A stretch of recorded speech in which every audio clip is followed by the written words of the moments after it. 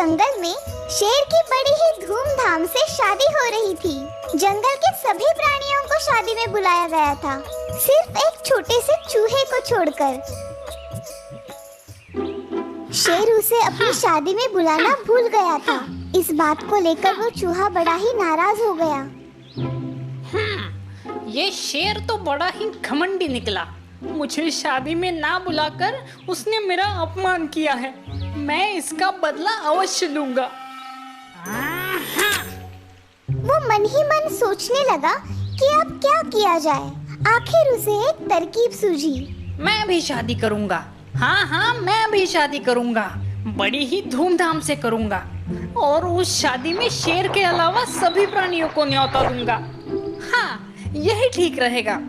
चूहे ने शादी करने का फैसला कर लिया और वो अपने लिए एक दुल्हन ढूंढने निकल पड़ा।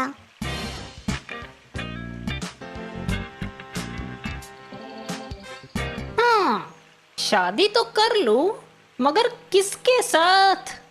मैं किसी ऐरे गैरे से शादी नहीं करने वाला। मेरी दुल्हन तो उस घमंडी शेर की दुल्हन से भी सुंदर और शक्तिशाली होनी चाहिए। दुल्हन की खोज को लेकर चूहा चिंतित हो गया। वो सोच रहा था कि भला इतनी सुंदर और शक्तिशाली दुल्हन उसे कहाँ मिलेगी। ये सोचते सोचते वो चल ही रहा था कि उसकी नजर आसमान की तरफ गई। उसने देखा कि ऊपर आसमान में सूरज भगवान बड़े ही आराम से जूस पीते हुए लेटे हैं। तभी उसके दिमाग की बत्ती जली। सूरज भगवान तो सबसे शक्तिशाली है, क्यों ना मैं उनकी बेटी से ही शादी कर लूं? हाँ, यही ठीक रहेगा। उनकी बेटी सुंदर भी होगी और शक्तिशाली भी। चूहा एक पेड़ के नीचे ध्यान लगाते हुए बैठ गया और सूरज भगवान की आराधना करने लगा। ओम सूर्याय नमः, ओम सूर्याय नमः, ओम सूर्याय नमः। सूरज भगवान को आश्चर्य हुआ कि भला एक नन्हा सा चूहा उनकी आराधना क्यों कर रहा है। वे चूहे के सामने प्रकट हुए। बोलो नन्हे से चूहे, तुम मेरी आराधना क्यों कर रहे हो?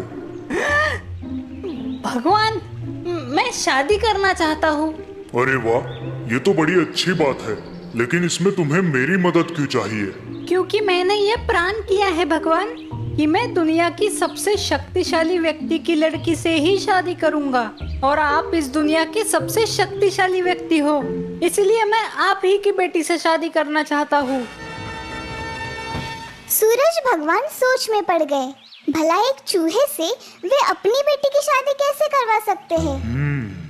ये चूहा तो पागल हुआ लगता है। भला मेरी बेटी और इससे शादी करेगी? किसी भी तरह से इससे छुटकारा पाना ही होगा, मगर कैसे? तभी उन्हें एक तरकीब सूझी। वे बोले, ये तो बड़ी ही अच्छी बात है कि तुम मेरी बेटी से शादी करना चाहते हो। तीनों लोकों में ढूंढने पर भी तुम्हारे जैसा दूल्हा मेरी बेटी को नहीं मिलेगा। सूरज की ये बात सुनकर चूहा मन ही मन बड़ा खुश हुआ। उसके मन में शादी की शहनाइयां बजने लगी।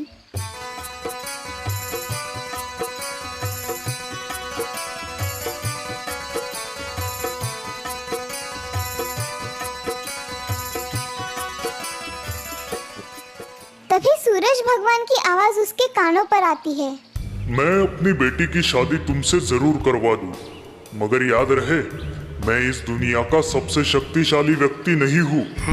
मुझसे शक्तिशाली तो वो सफेद बादल है जो अपनी परछाई से मुझे भी ढक देता है। चूहा अब आसमान की तरफ उस सफेद बादल को घूरने लगा। क्या कहा? आपसे शक्तिशाली वो सफेद बादल है? तो मैं उसी की बेटी से शादी करूंगा। आप उसे नीचे बुलाइए। सूरज ने बादल को नीचे बुलाया।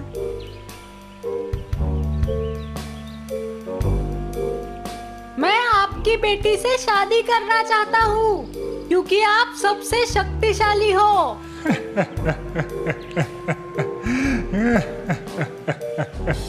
चूहे को गुस्सा आया। वो बोला, इसमें हंसने की क्या बात है? क्या ये रिश्ता आपको पसंद नहीं?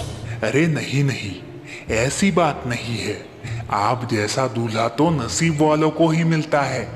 मैं तो बस इतना ही कहना चाहता था कि मैं इस दुनिया का सबसे शक्तिशाली व्यक्ति नहीं हूँ। मुझसे शक्तिशाली तो ये हवा का झोंका है, जो अपनी एक फूंक से मुझे कोसों मैल भगा सकता है। अच्छा, ये बात है। तो फिर मैं हवा की बेटी से शादी करना चाहता हूँ। आप कृपया उसे यहाँ बुलाइए। फिर हवा को वहाँ पे बुलाया गया। हवा के सामने भी चूहे ने अपनी शादी का प्रस्ताव रखा।